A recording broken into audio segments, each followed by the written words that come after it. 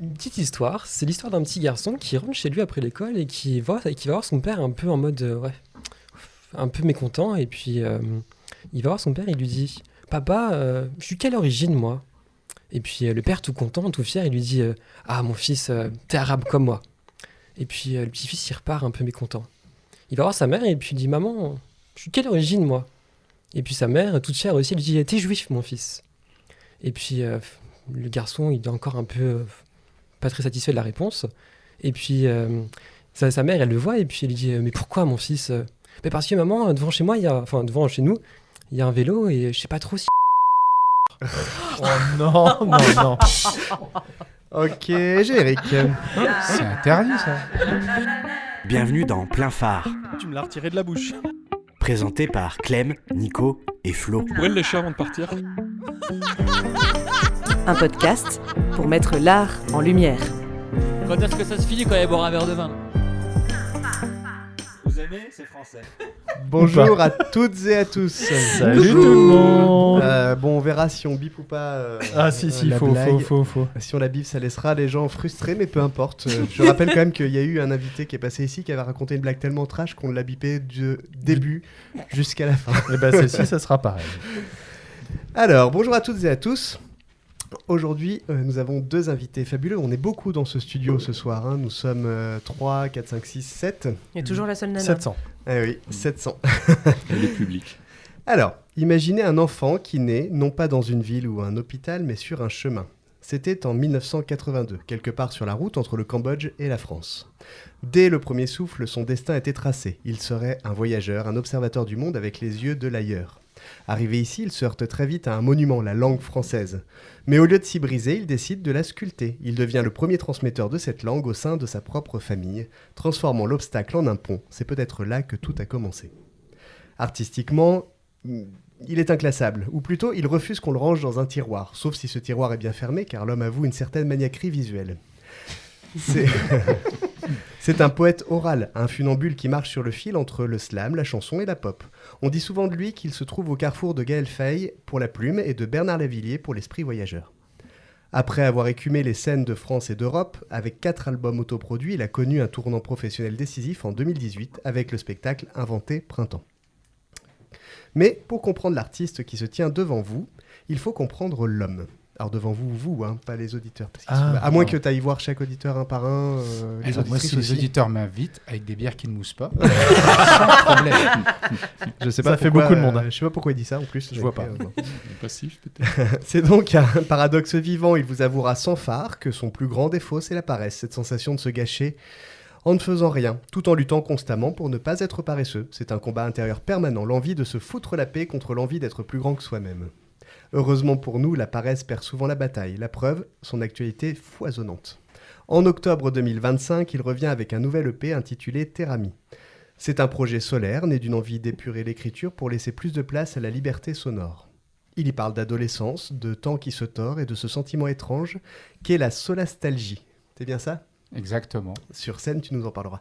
Sur scène, accompagné de son complice Johan Baron, il nous offre un métissage singulier entre urbanité et mélodie. Une performance qui a d'ailleurs séduit au point de lui ouvrir les portes des premières parties de légende comme MC Solar ou Majid Cherfi.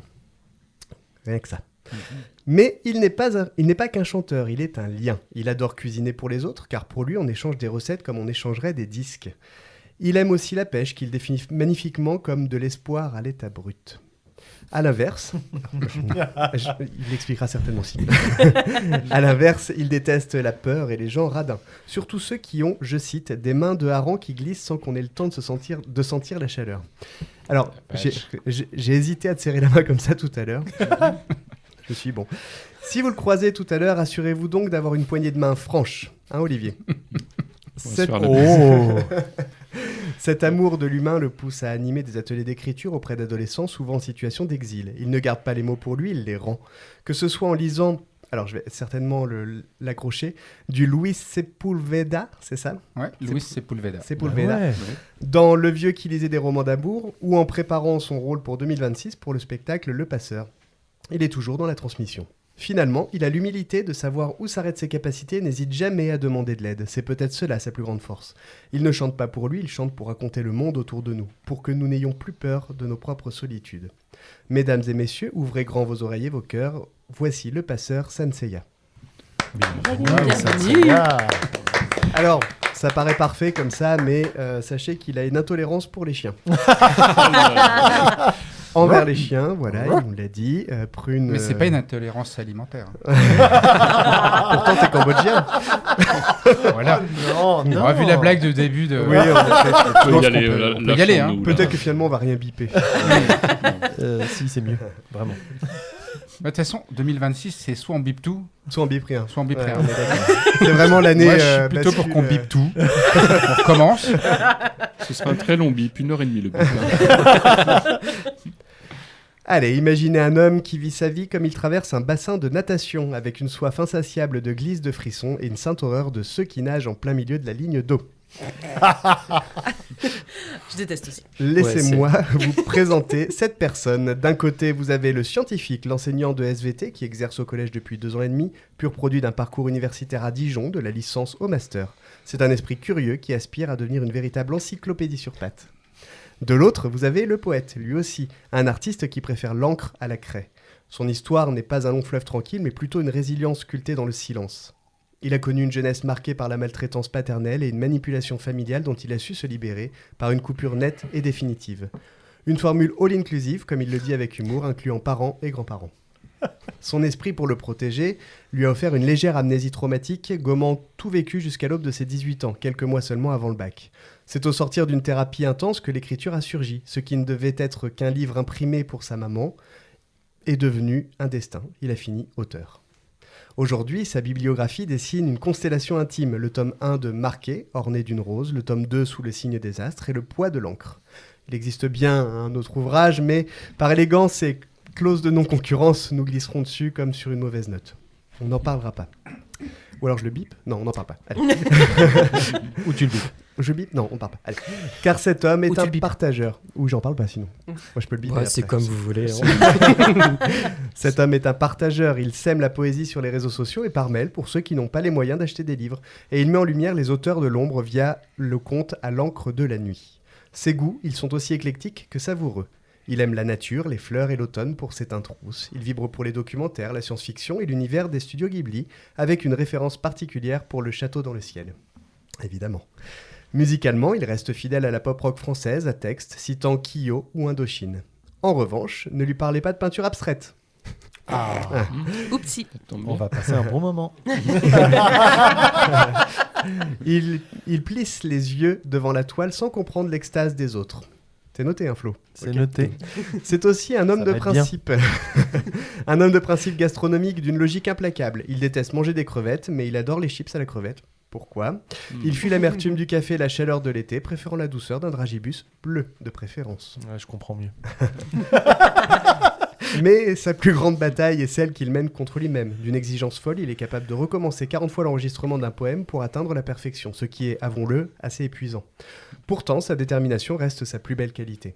Son rêve, être édité par une grande maison, écrire un best-seller, mais surtout ne jamais perdre son sourire. Entre 2 cours de SVT, 2 longueurs de piscine et 2 caresses à Myrtille, le Maine Coon ou Victor le Cocker, il continue d'écrire son histoire. Voici un auteur fier de son parcours qui transforme le poids de l'encre en légèreté de l'être. Bienvenue à Thomas Silverwolf. Bienvenue, Thomas. C'est son vrai nom de famille, hein, je tiens à le dire, Silverwolf. C'est quand même la grande classe. Eh bien c'est faux surtout. Ah. Ouais, c'est pas mon nom de famille. Bah, c'est quand même la grande classe. Alors, Ouais, ça me niquait ma chronique, là. oh, il a Eh dit ben, salut. Là, faut biper ça. niquer. Faut biper niquer. On ne dit pas niquer, Ah. ok. On dit mini. Mini. Mini. Nini et niquer. Oh, c'est... quoi 9 minutes d'enregistrement, super. Ah bah super. Alors, on je me en suis coupe dit- 5. J'ai 2 grands poètes en face de moi, je ne peux pas faire le poids, c'est évident, mais je vais essayer de faire quand même de la poésie pour mes deux co-animateurs. Ah non, mais tu t'en sors très bien. Hein. Merci. Ah, moi, je trouve pas. Accroche- En tout cas, moi, je suis en train de me refaire une définition de la poésie, là. Alors accroche-toi parce que là, ça va être de la vraie poésie, de la pure et dure. J'ai Je pense que tu pourras en J'ai faire une peur. chanson. J'ai peur. Exact. j'ai Plutôt peur. dur que pur. Allez, on est prêt ? C'est parti. Clémence adore les saucisses. Ah, mais ça commence bien. C'est le plus grand de ses délices. Pour satisfaire sa passion, elle a pris une décision. Elle a choisi un beau corgi, ce drôle de chien raccourci, car quand il court dans la maison, on dirait un gros saucisson. Le boucher la voit arriver, elle commence à s'inquiéter. Elle dit « Surtout pas de bêtises, ce n'est pas de la marchandise !» Pas question d'en faire un repas et la serre fort dans ses bras, car cette saucisse à poil doux, c'est son distributeur à bisous. Bienvenue à Clem. Une chanson, Waouh. donc, hein, on est d'accord. Quelle grande Je pense poésie. belle présentation. Mais j'en ai déjà mal aux zygomatiques. On peut passer, non? Allez, Flo. Non, non, non. Enfin, non, tu veux pas. Non.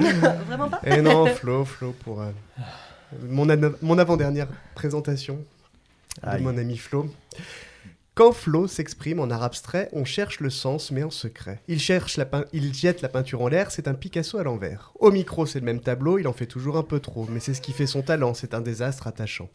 Il roule dans un grand espace qui occupe toute la c'est place. Nick. Il se croit dans une fusée, mais c'est juste un bus déguisé.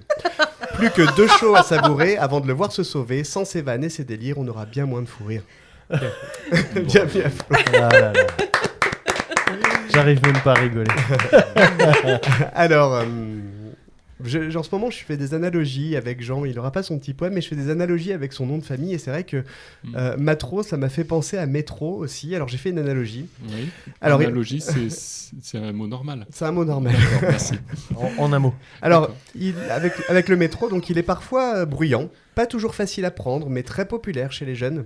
Il est vif, rapide et a parfois cette subtile odeur d'urine qu'on lui reconnaît bien en fin de journée. Décidément que de points communs. Bienvenue à Jean Matro. Merci, c'est tellement moi. En fait, on a eu droit à des super présentations. Ah, bah ouais, ouais, je suis en content, fait, hein. les invités, c'est les belles présentations et les chroniqueurs, on se fait défoncer. Et nous avons le bonheur d'avoir C'est très l'homme sélectif. dont la barbe le précède, la réputation de sa barbe le précède. J'ai nommé Olivier aux photographies. Coucou Olivier. Bonjour Olivier. Bonjour Olivier. Ah bah du coup je sais pas si je vais faire ta présentation parce que. Bah on la fait pas alors. Trop gentil. Bah ouais. Mais Bah, bon. sois méchante un peu. Ça sent l'amour, ça encore. Ah, c'est Ah. écœurant. Ah ça pue l'amour, c'est écœurant. L'une des personnes autour de cette table est la raison qui nous a réunis ici. Merci. Il est générateur de rencontres, de partages et de bonnes idées pour que ça arrive. Il n'est pas l'inventeur du podcast, mais de plein phare. Oui, c'est Nico. Wow. Alors là, non mais C'est concis, mais j'ai envie de vomir tellement C'est clair tellement et c'est gentil, circoncis. Tu vas écœurant, c'est ça le Ah. mot Écœurant. Ah, j'ai des hauts le cœur. toujours Allez, plus. c'était le plus facile de l'épisode. Donc, Bah oui, parce que maintenant, c'est le Kalarnikov. allez.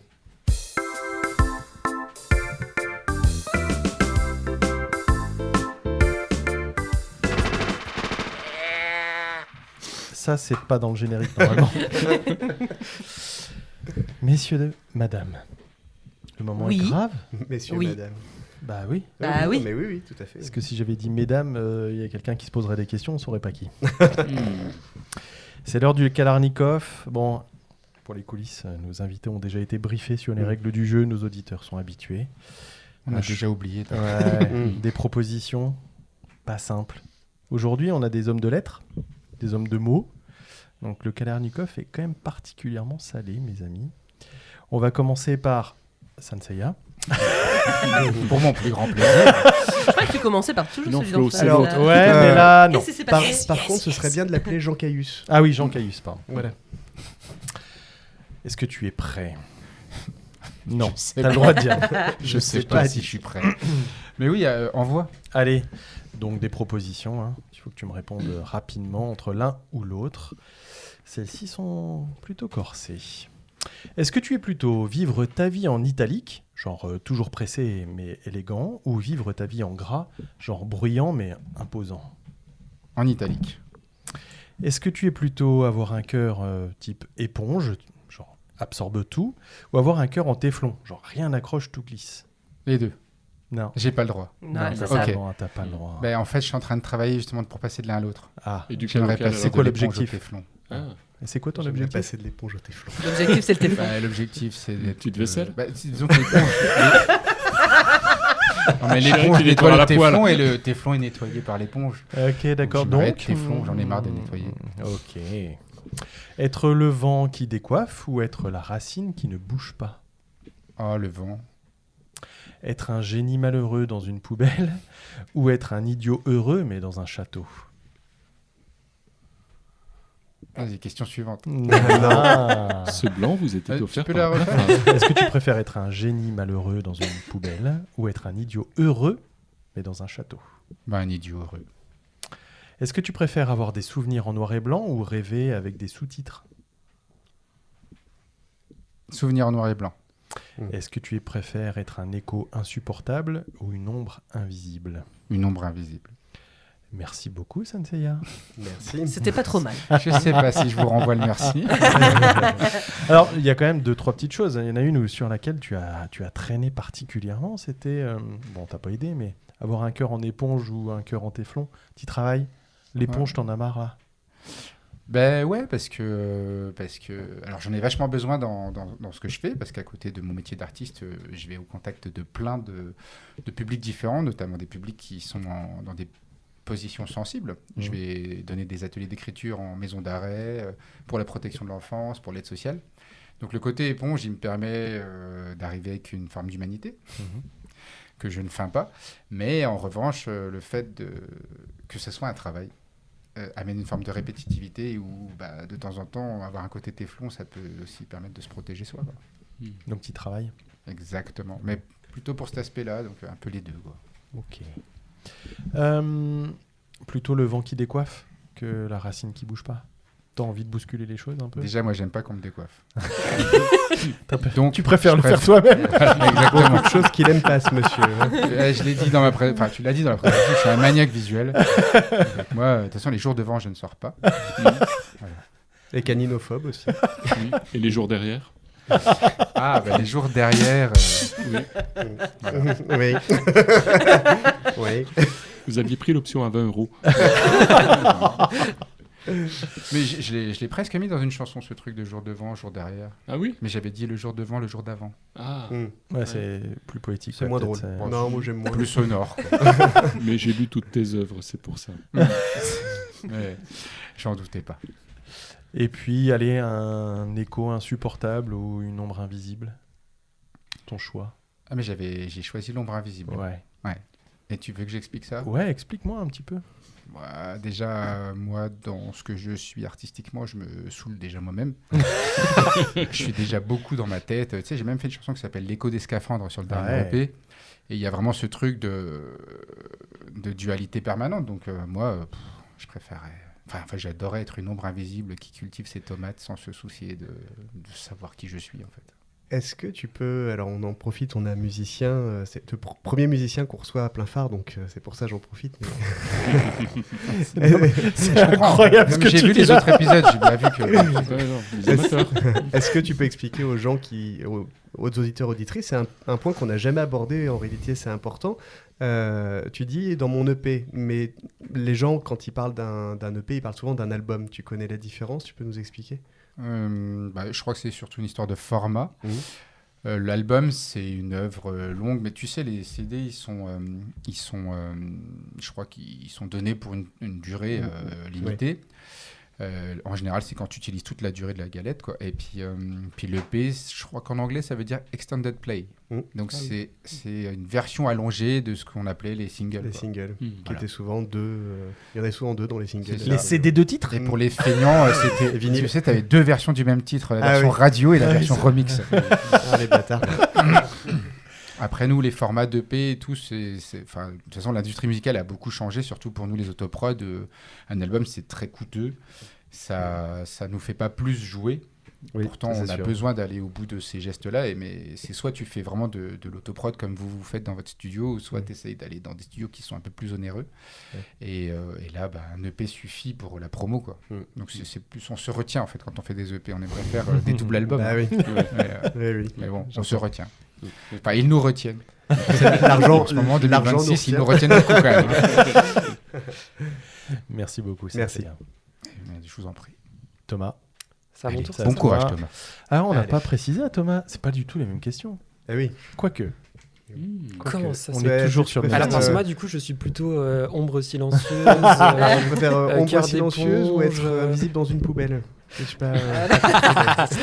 Est-ce que tu es plutôt briller fort comme une ampoule qui va claquer ou luire doucement comme une bougie qui ne fond jamais? La bougie. Mais elles sont vachement mieux, ces questions. Oh, le jaloux, La là. premier, hein. jalousie. Est-ce que tu es plutôt être une réponse sans question ou une question sans réponse? Une question sans réponse.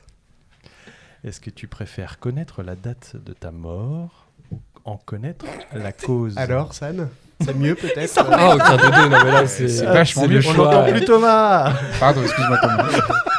Mais aucun des deux, c'est horrible les deux. Bah ouais, mais là, faut faire un Mais faut choix. choisir. La date de ma mort. Est-ce que tu préfères être le vent qui décoiffe ou être la racine qui ne bouge pas? Ça me rassure. Ah, C'est pas une Bah, du question coup, nulle. ouais, c'est plutôt la racine qui bouge pas. ok. Être une rature magnifique ou être une page blanche angoissante? Une rature magnifique. Est-ce que tu préfères expliquer la dérive des continents sans utiliser tes mains ou expliquer l'ADN sans faire de dessin? Oh. L'ADN sans faire de dessin, c'est plus simple. Merci beaucoup, Thomas. Merci. Bon, allez, Moi, on je veux rentre bien un peu dans les l'explication de détails. l'ADN, du coup. Ouais, bon, bah tiens, on y va direct alors. Pourquoi? J'explique l'ADN? Ouais, bah vas-y, explique. Mais alors sans faire de dessin, s'il te plaît. Ouais, puis sans les mains. Parce que c'est pas podcastique. Sans les mains. Bah, en fait, l'ADN, c'est une suite de molécules, de bases azotées qui se répètent en fait. C'est le support de toute information dans ton corps. Et donc, l'ADN, c'est une séquence, c'est une suite d'éléments, de 4 bases, A, T, C, G. Et en fait, c'est ça qui code tout ton corps. D'accord. Et je me rapproche du micro. Non, c'est très bien. Alors ATCG, ouais, c'est des prénoms. C'est, en fait, c'est du coup le diminutif de la base. T'as adénosine, guanine, etc. Ah oui, prénom breton par contre. Adénosine, C'est ça, ouais. j'en étais. Mais On les en fait, retrouve je l'ai sur vu les arriver de pods. loin. Tu peux le faire sans dessin, mais il faut quand même un peu de temps, quand même. Ouais. Ouais, c'est un peu complexe. Mais ça a l'air intéressant. Mais par contre, la dérive des continents, c'est une théorie qui est fausse. Oh. Ah, dis-nous. Oh Oula. mon Dieu. Là, on va. Parce qu'en ouvrir fait, une- Mais par contre, vous avez vu, il a commencé à le faire avec les mains. Ouais. Range tes mains. je range mes mains. Mais alors, la dérive des continents, c'est une théorie qui est fausse parce qu'on est plutôt sur la tectonique des plaques. Donc en fait, c'est la tectonique. la surface de la Terre est constituée de plaques qui bougent. Mhm. Et en fait, avant, on pensait que c'était les continents qui bougeaient seulement. Alors qu'en fait, une plaque, c'est un continent, Ah oui. plus Avec les une autres partie de l'océan. Comme Jean. Ou alors juste une partie de l'océan. mais en fait, J'allais dire Olivier, c'est un continent aussi. Ouais, mais là, ouais, c'était ouais. pour le métro. Oh non. Et la Pangée, c'est le mélange, c'est l'ensemble de tout ça. Bah, en fait, la Pangée, c'est un grand continent en fait. Ah oui. La Pangée, c'est le premier continent avant que tout se soit séparé, c'est ça l'idée? C'est pas le premier de mémoire. Il y en a eu. En fait, la Terre fonctionne par cycle. Le cycle de Wilson, où il y a un supercontinent, la Pangée, qui va ensuite se découper en formant un océan. Et ensuite, il va y avoir donc une collision qui va former une chaîne de montagnes, comme les Alpes, qui est toujours en formation. Ensuite, cette montagne, elle va s'éroder avec le temps, et ça va redonner un supercontinent. Ok. D'accord. Putain, tu devrais être prof d'SVT, sérieux. Ouais. Moi, j'ai tout compris. Ok, merci. Désolé, on a un peu dérivé. Je suis sûr que ça intéressera les gens. Trop drôle. N'empêche On a un que- peu dérivé. je suis désolé, mais d'un côté, on a le vent qui décoiffe et puis l'autre, on a la racine qui bouge Et pas. oui, c'est vrai Oui. ça. La racine qui bouge pas. Oui. J'ai J'ai besoin de tendance- stabilité. Ouais, j'ai tendance à avoir besoin d'une forme de stabilité. C'est plus simple pour pouvoir m'évader après, pour pouvoir libérer mon esprit. C'est un socle. C'est ça. Mm. Comme les continents. La base, ouais. Il est bien là, le prof de SVT. Ouais. Il est là, il est là. Oui, Allez, oui. dès qu'on peut, on dit Non, comme et les puis continents. après, bon, allez, on termine sur la rature et sur la page blanche. Donc plutôt la rature. Je préfère faire des erreurs que de rien faire. Vous avez dû amener un objet, logiquement, en particulier toi, Thomas. Non, mais je crois que. J'ai sorti un livre. Ah, Comme c'est étrange. Ah tiens, Oh, regarde alors. donc ça. Ah, le petit prince. Voilà. Je l'ai aussi, tout le monde l'a. C'est le meilleur livre du monde. Ouais, c'est le meilleur Prince livre. de Luc. Alors pourquoi le petit prince Bah, de le Petit Prince, en fait, Saint-Exupéry c'est un livre qui m'a énormément marqué. Déjà parce que je l'ai lu quand j'étais tout petit. Je l'ai lu, j'étais en CE2. Et c'est un livre qui a été offert par ma mère, avec la petite dédicace de ma maman. Oh. Non. Elle a écrit quoi si c'est pas indiscret? C'est pour mon fils que j'aime, Thomas. Hmm. Ta maman. Avec Ah, des j'ai cru petits que ta cœurs. mère s'appelait Thomas. Non, non, non. Ah, ok. Oh, la blague. Ok. Pardon, c'était Et donc ça t'a suivi un petit peu ce bouquin? Bah, Alors, parce c'est au-delà du bouquin, il y a l'histoire. c'est ça. En fait, j'aime autant l'objet livre que l'histoire qu'il y a derrière, et c'est un des rares livres que je relis.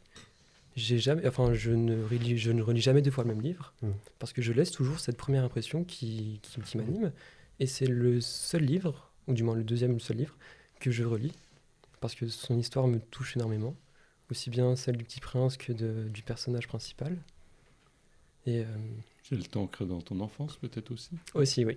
C'est quoi le premier livre que tu relis? Le premier livre que je relis, c'est une saga qui est vraiment naze. Twilight? Non, non, c'est... Saga Africa. Ça ressemble un petit Pardon, peu, c'est Saga la Africa. saga des lunes. Ah, ça me dit rien, c'est quoi? C'est l'histoire d'un jeune homme qui rêve d'une fille, D'accord. et la fille, le lendemain, l'apparaît dans son lycée. D'accord. Et donc, il va se passer des mésaventures entre deux. C'est une jeune fille qui a des pouvoirs magiques et une famille un peu particulière. Et ça, c'est parce que ça a l'air bien comme tu le présentes là. Ouais, je Mais sais c'est bien nul. pitcher les livres. Mais c'est nul. Ok. Enfin, c'est nul. Enfin, disons que c'est pas de la grande littérature, et c'est un plaisir coupable. c'est ça. Ok. On en a tous. Et Puis heureusement qu'on a tous des plaisirs Ah ouais, coupables, parce ouais. qu'il y a un moment, il faut se foutre la paix quand même. Plus Ouais. même. Ouais. Je crois juste qu'il faut pouvoir s'autoriser à aimer des choses qui sont validées par des élites. Et puis, il faut pas oublier d'où on vient. Je sais pas, je connais pas ton parcours. Moi, mes premières portes d'entrée vers la culture, ça n'a pas toujours été. Tu vois, j'ai pas lu Proust en premier, quoi. J'ai lu des textes d'Ayam.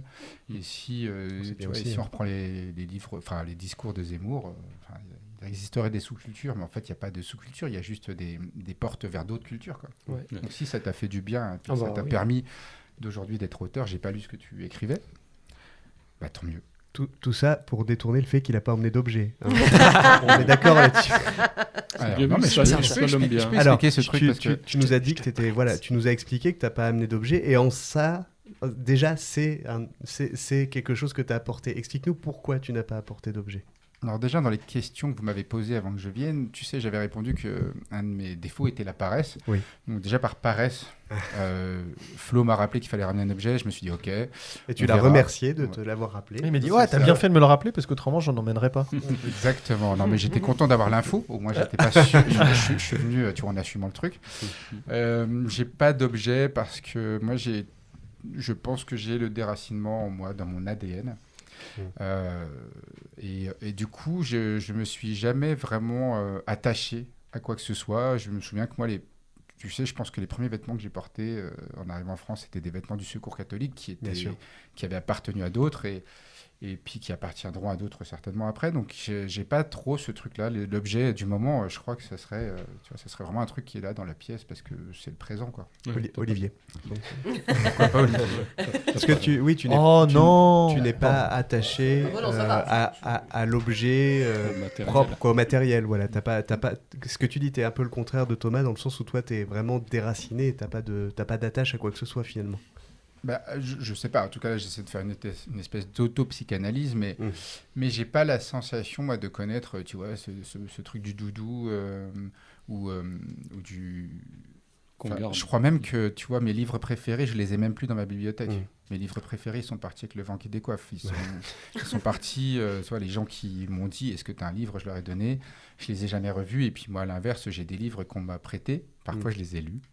Avant de les reprêter. Pas trop paresseux. Des fois, ils repartent avant même que je les ai ouverts. Non, il y a un truc comme ça de mouvement. Et aussi parce que il y a beaucoup de choses qui se passent à l'intérieur. J'ai énormément de mal à prendre racine. Donc le mouvement vraiment, c'est mon objet en fait. C'est l'endroit où je me sens un peu en sécurité. Ouais, Donc vraiment, je te dis, j'ai failli vous dire ma voiture parce que c'est elle qui m'a amené à vous. Pour le moment, là. Ouais, sur le ouais. moment. Ok. C'est en ça. psychologie, c'est un acte manqué, c'est oubli. Ça a un sens et tu viens de nous l'expliquer, quoi. Bah, Ouais. ouais, Il certainement. y a de la matière quelque part, mais de la matière psychologique plus que physique. Excusez-moi. Mais non, mais il n'y a pas Oui. de souci. Alors faut pas que ça monte trop parce qu'après on comprend plus. Sachant Jean, fais qu'on gaffe. on voit bien tous les deux que vous êtes, encore une fois, hein, quelqu'un qui est très enraciné, enfin qui cherche à être enraciné, et quelqu'un qui est très déraciné, qui cherche pas nécessairement à l'être, mais ça vient aussi de vos vécus respectifs, ça on le sent bien. Et c'est marrant de voir à quel point enfin marrant, oui non, c'est incroyable de voir à quel point le vécu change l'être adulte, quoi. Ça, je trouve ça dingue, quoi. Au-delà même du verbe changer, je crois qu'il nous définit, Il te définit. assez rapidement, quoi. De Je façon sais pas si j'ai changé, quoi. Oui. Je pense déjà que petit, c'était C'est comme une ça. longue évolution vers ça, quoi. C'est le vrai pendant à l'ADN, pour le coup. Ouais. Et c'est là où l'écriture, justement, est un moyen de métamorphose, de changement, d'exploration. Ouais. Je ne sais pas si je crois intimement que je peux me changer ou changer le monde en écrivant, mais en tout cas, je le fais parce que, viscéralement, je me dis que cette nature, d'un côté, me convient, et de l'autre côté, elle m'invite à aller ailleurs, parce qu'il y a ce mouvement. Donc voilà, c'était juste... Poète et du coup un peu philosophe de par le fait. Ouais, je fais beaucoup de choses accidentellement. Non mais c'est vrai, hein, la poésie, je sais pas Thomas ce que t'en penses, la poésie c'est un peu aussi, ça frôle parfois la philosophie. Oui. C'est vrai qu'en poésie, on traite des sujets qu'on touche aussi en philosophie. Par exemple, l'espoir, la famille. Il y a beaucoup de sujets comme ça qui se recoupent. Et au final, on fait de la poésie tout en faisant de la philosophie. On peut faire de la philo en faisant de la poésie. Et c'est quelque chose que j'adore vraiment aussi. On avait eu ce débat avec... dans un précédent enregistrement, on avait eu ce débat entre poésie et philosophie. Tout à fait. Et ça a été assez compliqué Moi, d'ailleurs. je trouve que Avec Benoît Deville. ce qui est chouette, moi en tout cas, c'est comme ça que je le perçois, c'est pas une vérité, hein, c'est mon ressenti. La poésie, c'est un petit peu l'endroit où la littérature, justement, elle serre la main à la philo, quoi. Tu prends des mecs comme René Char, qui écrivait des choses très courtes, qu'on appelle des aphorismes. En fait, c'était des condensés de pensées à déployer. Et dans la poésie, avec cette recherche de tout le temps fragmenter la langue, il y a quelque chose de dire tout dans ce qu'on ne dit pas. C'est pour ça que c'est à la fois très dur à étudier, tu sais. Tu vas en cours, on te fait parler... Tu disais en rigolant, je vais vous faire une poésie. Et en fait, effectivement, tu as joué sur les rimes et le son, alors qu'en fait, tu le sais aussi, hein, ça va bien au-delà, quoi. Et dans ces non-dits, il y a tout l'espace de réflexion, de songe, de métaphysique. Chacun d'entre nous est capable d'investir. Il y a une forme d'abstraction quelque part pour rejoindre la peinture de quelqu'un ici à cette table. C'est Non. ça. Ouais. Et je pense que c'est ce vide, en tout cas, c'est ce non-sens qui te permet de plonger dans la réflexion et de trouver un sens qui est peut-être même pas le sujet qui est posé par le peintre ou le poète, quoi. Il y a un truc comme ça, en tout cas. Ouais, une route même, pas forcément à l'endroit que tu souhaitais au départ, quoi. Exactement. Et je pense que la différence entre les poètes et les philosophes, c'est que, d'ailleurs, il y en a qui sont les deux, hein, mais c'est qu'ils ne placent pas la rigueur au même endroit. Tu vois, dans tous les cas, il y a un côté quand même très mathématique, très scientifique. Oui. Dans le fait soit de déployer une pensée, de l'argumenter, d'essayer de la préciser, ou soit au contraire tu vois, justement de mettre cette distance poétique pour permettre aux gens de faire le chemin, quoi. Ouais. Tu fais pas le chemin pour eux, mais tu leur ouvres que des portes, tu leur mets que des trappes qui se dérobent sous leurs pieds au moment où ils lisent pour tomber dans des cheminements philosophiques, quoi. Ouais, je suis un gros embrouilleur aussi. C'est très bien et c'est un vrai débat et effectivement c'est super intéressant. Eh bien, merci beaucoup pour ces partages. Il est temps de passer à la prochaine rubrique. Allons dans les bras de Jean. Allongez-vous sur son divan, dans les bras de Jean. C'est flippant mais beau. Oh, la rubrique de Jean Matreau.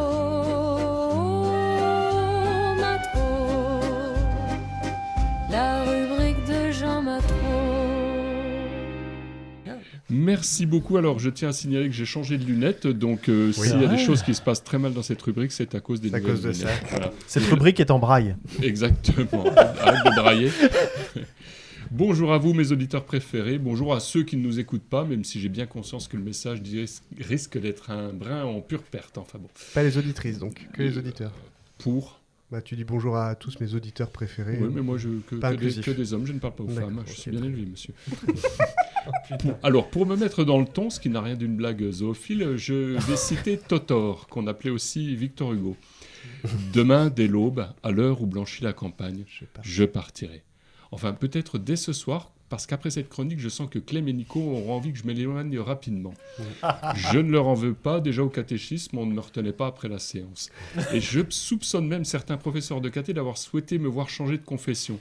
C'est pour ainsi dire chose faite, puisque devant la multitude de religions disponibles, j'ai fini par choisir. Je crois en tous les dieux. C'est plus simple, de Yahvé à Vishnu en passant par Gilbert Bourdin et Jupiter, je crois en tous.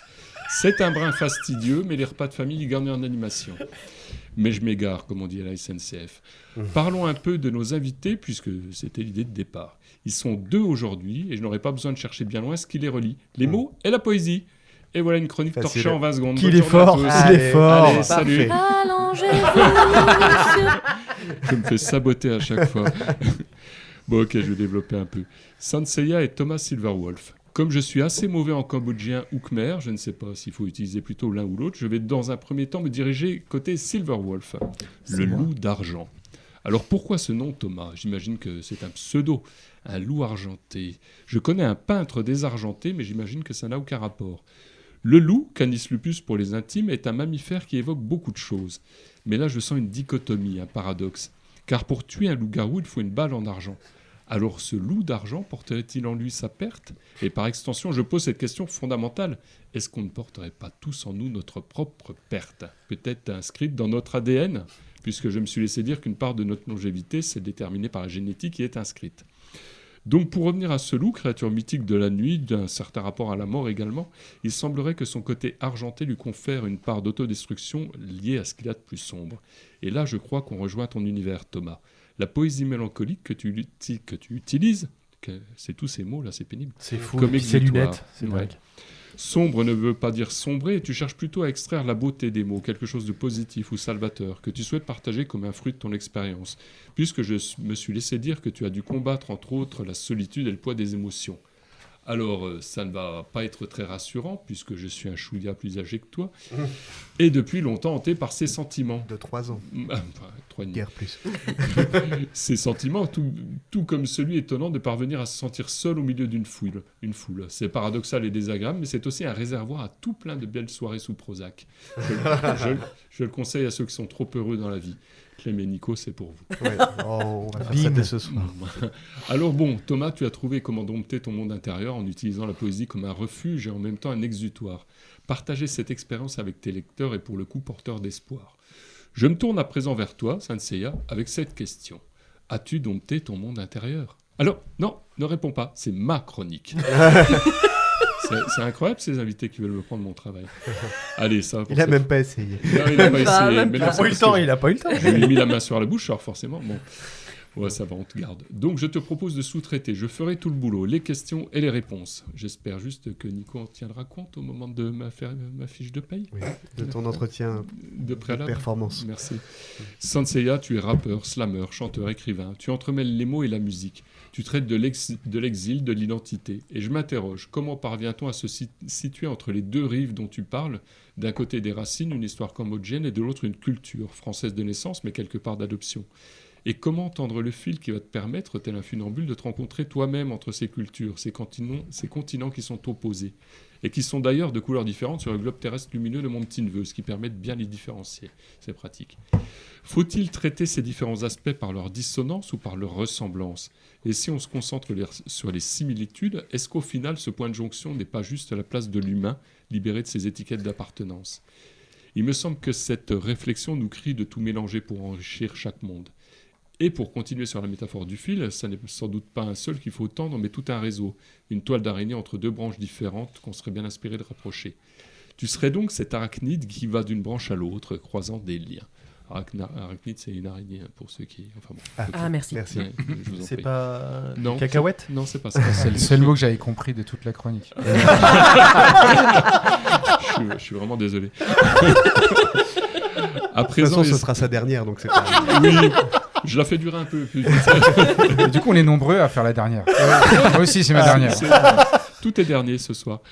À présent, essayons de nous mélanger un peu. Alors, en tout bien, tout honneur, bien sûr. Hein. On verra plus tard, une fois les micros fermés, si vous êtes ouverts à la nouveauté, à l'inconnu. Mais pour l'heure, cherchons la connexion entre vos deux mondes. L'un me semble un voyage intérieur, l'autre clairement extérieur et étendu sur des milliers de kilomètres. C'est pratique, à vous deux, vous pouvez traiter l'ensemble du sujet. L'intérieur, l'extérieur. Mais qui s'occupe de la tranche ? Personne ? Je vais tenter de me positionner. Écrivain de tranche, ça doit bien exister. Tiens, si on regarde un bouquin, vous êtes bien d'accord qu'il y a du texte sur la tranche ? Je vais me lancer, je sens le bon plan. On va s'en payer une bonne tranche. Pardon. Ok, il est drôle. Oui. Merci. Mais même si je sais que ma vie intime vous fait vibrer au plus profond, revenons à nos deux invités. Vous écrivez sur des sujets différents, mais vous utilisez les mêmes mots, ceux de la langue de Molière, dont on ne saura jamais si elle a le même goût que la langue de bœuf sauce madère, et c'est tant mieux. Donc avec ces mots, qui sont les mêmes ingrédients, vous ne cuisinez pas la même chose. Thomas, tu les entrelaces comme des lianes, Sanseya, tu les joues comme des notes de musique. Vous prenez chacun un moyen de locomotion, un brin différent pour envoyer la flèche de votre art dans le cœur de l'auditeur. Pour l'un, c'est le train du voyageur intercontinental, pour l'autre, l'ascenseur émotionnel. Je suis persuadé qu'on peut mettre des ascenseurs dans les trains et ainsi convoyer vos pensées sur une grille de mots croisés imaginaires. Sanseya en horizontal, Silverwolf en vertical. Et on ne se ferait pas un Scrabble, non? C'est pas très radiophonique, c'est pour ça, hein? C'est dingue, ça. À chaque fois que j'ai une idée pourrie, personne n'en veut. Hein. Attends, moi, j'étais chaud, j'étais prêt à mettre Aragnite pour faire plein de points. Ouais, et sur Wolf aussi, ça marche. Hein. Bah ouais. Bah ouais. Bon, allez, je vous W, laisse, hein. Bisous sans la langue de Molière ou de bœuf. Merci Jean. Merci Eh bien, beaucoup, Jean. Tu finis ton beauté. contrat en beauté. Voilà, vraiment, c'était super. Comment rebondir après ça Non, On ne mais peut pas. L'idée, c'est pas de rebondir. C'est tisser des liens, il a dit. Alors, on va parler un petit peu plus, on en a déjà un peu parlé, mais on va parler un petit peu plus de vous en tant que tel et ce que vous faites dans votre vie artistique. On a parlé, Thomas, de ta vie professionnelle, de ton...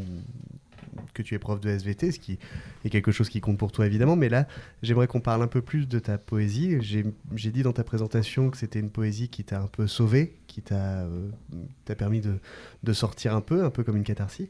Dis-moi un peu plus, comment tu écris et sur quoi tu écris? Bah, principalement, j'écris sur ma vie, ce qui m'entoure, les moments que je partage, les moments que je vis. Vraiment, c'est une poésie qui est très introspective. J'ai écrit 3 recueils de poésie où je parle de ma vie, je parle de moi, de mon enfance, de mon parcours. Et vraiment, ça a été du coup une poésie pour pouvoir me sortir de là en fait. J'avais besoin de sortir les mots de ma tête. La première fois que j'ai posé les mots sur le papier, c'était avec un premier texte à 11 ans, Mon petit ballon bleu. Et c'est le premier texte que j'ai gardé pour mon premier recueil. Je ne l'ai pas bougé, il est tel quel. Il a une petite valeur sentimentale. Et vraiment, c'est les mots de ma tête que je pose sur le papier, en fait. Tu ne le connais pas par cœur, par hasard?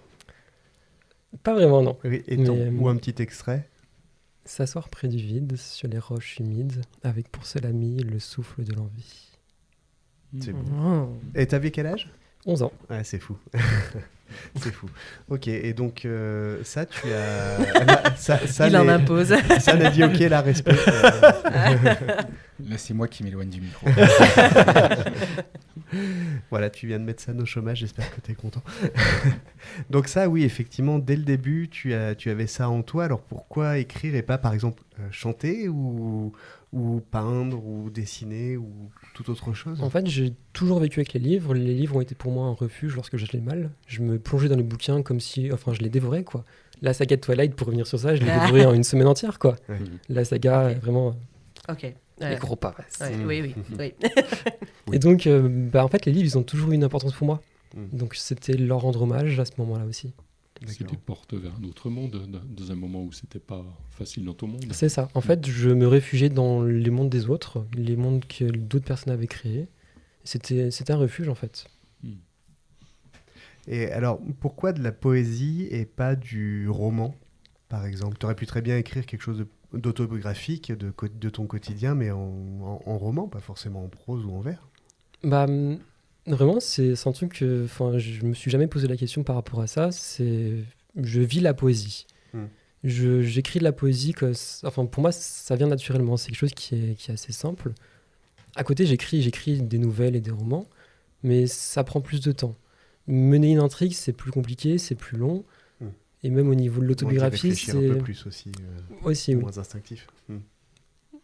Je sais plus ce que je voulais dire. Au niveau de l'autobiographie, pardon. Au niveau de l'autobiographie, oui. Non, mais t'inquiète pas. C'est vrai que poser les mots par la poésie, c'est quelque chose qui est plus simple pour moi. D'accord. Ok. Et alors, j'ai une question comme ça, on en parlait avec Jean tout à l'heure, mais tu es aussi à côté sosie officiel de Benedict Cumberbatch. C'est bien ça. Oui. J'ai appris ça tout à l'heure, oui. C'est qui? Moi, je sais même pas qui c'est, moi. C'est. Je sais pas qui c'est, non. Sherlock. Doctor Strange, Sherlock. Ah, ouais, Imitation ok, je Game. vois. Imitation Game. Ah, ok. C'est vrai. Non, mais alors, Haut du Maintenant, tu visage, le vois surtout haut du Alors du visage. coup, oui, pour les les dédicaces, c'est 50 € la séance. Tu non, m'étonnes. mais on n'en veut pas de toute façon, donc on va te Et dédicacer. je trouve que c'est pas si cher. Franchement, c'est pas si cher Tu que prends ça. les Non, lingots ça va. ou- Alors je prends les chèques, les lingots, les bijoux, les diamants. Et alors, comment Ouais. tu écris, par exemple en poésie? Je parle pas de tout ce qui est roman.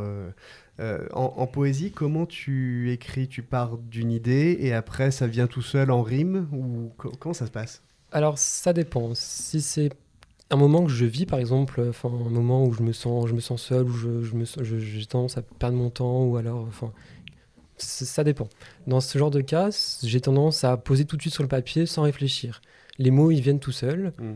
Et ça vient naturellement. À savoir que quand j'écris de la poésie, je l'écris toujours sur le papier, dans un premier temps, et après je le retravaille à l'ordinateur. D'accord. En rime ou en prose?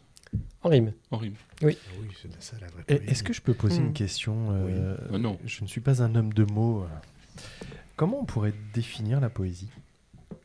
Oula. Waouh. Oh, t'en as de ces questions. Non, toi. alors, Aux en fait, toilettes. non, mais Alors, en fait, Gemini- c'est Gemini, est-ce que non, tu- non, mais non, mais un truc simple comme l'ADN, et sans mots et sans main et sans dessin. Mais en fait, parce qu'on parle de prose, on va parler de rime, on va. Comment on pourrait définir ce style en fait Enfin, Ouais. je pense que c'est intéressant même pour nos auditeurs, parce qu'on parle de poésie depuis tout à l'heure.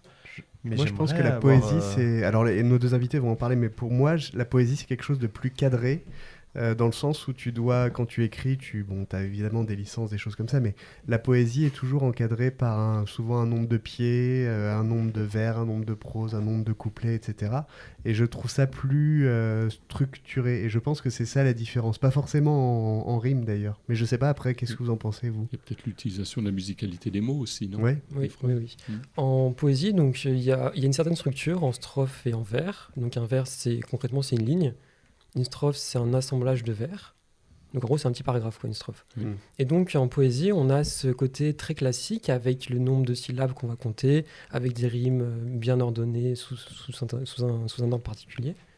Et on a la poésie plutôt libre, où là, on va pas chercher à mettre des rimes partout, on va pas chercher à compter les syllabes, on va créer des dissonances si on veut.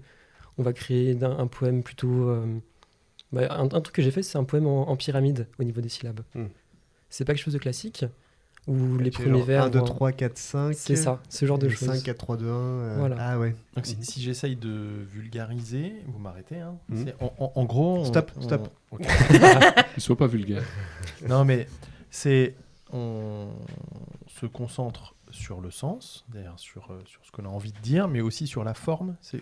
La poésie, c'est dès qu'on va se concentrer aussi sur la forme de ce qu'on veut dire. Enfin, des mots C'est utilisés ou. Moi, j'aurais tendance à dire de- ça aussi. Ouais. C'est ça? Oui. Ou- Enfin, pour moi, oui. Et pour toi, Hassan? Moi, je crois qu'on s'attaque à une question sans réponse parce que. Très bien, merci. Déjà. Non, mais réellement. Un homme politique. Non, Déjà- mais dans tout à l'heure, dans le Kalarnikov, il y avait question sans réponse ou Mhm. réponse sans question. Il devait pas partir, Flo. Laisse-moi encore 2 épisodes, Sam. s'il te plaît. Non, mais en réalité, déjà, je pense qu'il y a des. Je sais pas s'il est. Enfin, déjà, moi, c'est pas moi qui me suis défini poète. Déjà, c'est parce qu'un jour, quelqu'un m'a proposé de publier un texte. Alors, je pense que les personnes les mieux placées pour en parler, c'est peut-être ceux qui étudient la littérature et qui pourraient nous raconter un peu. Je pense qu'il y a un peu d'histoire derrière sur... Enfin, ce que disait Thomas est complètement vrai. Une histoire de structure, de format, de choses comme ça. Mais la poésie, c'est aussi un mouvement, quoi. C'est comme si tu disais, qu'est-ce que c'est que le flamenco dans la musique, en fait? C'est de la musique. Donc, c'est de la littérature. Après, c'est... Je sais pas trop. Je ne saurais pas trop le définir. Je ne sais pas si c'est important de le définir parce qu'en plus, c'est un mot que tu peux, avec lequel tu peux habiller plein d'autres choses. On a déjà dû te dire, enfin je l'espère pour toi, que tes peintures étaient poétiques. Tu vois, qu'un film était poétique. Donc c'est à la fois un format mais pas un genre non plus. C'est en ce sens ma question en fait. C'est justement d'essayer de comprendre le mot. Est-ce qu'il est...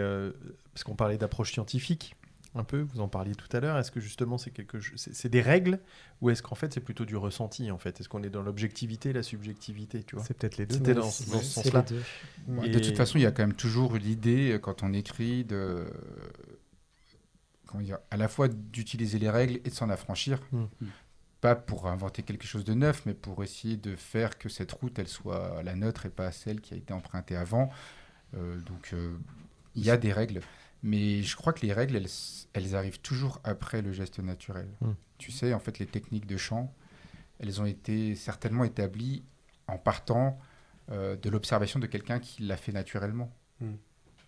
On n'est pas né Oui. avec un bouquin pour savoir comment vivre. On a écrit après avoir existé. Mm. Donc du coup, je pense qu'il y a quelque chose comme ça qui vient vraiment après. Le format, il est venu après. La première personne qui a fait de la poésie, c'est peut-être même pas... Enfin, je ne me suis même pas posé la question.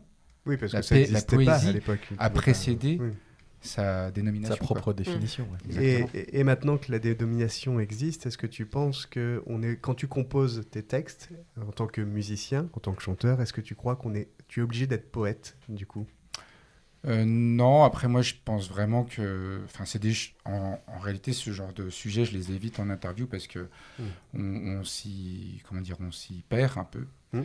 Il y a vraiment une différence en tout cas entre la poésie et la chanson, même s'il y a Il y a un rythme des quand même. accointances quoi. Structure, non? Bien sûr, il y a quelque chose dans le terme poétique, mais comme on peut dire que ce poème il est très chantant. Oui, bien sûr. On peut dire que cette chanson est très poétique. Donc, je pense que j'écris pas du tout en me disant que je fais de la poésie ou des chansons. Mais par contre, parfois, certains mots comportent des mélodies et un rythme, un souffle de vie qui va me guider plutôt vers de la musique. Et d'autres où, en fait, ça va rester quelque chose de plus intérieur, de plus... Brut. de plus brut aussi.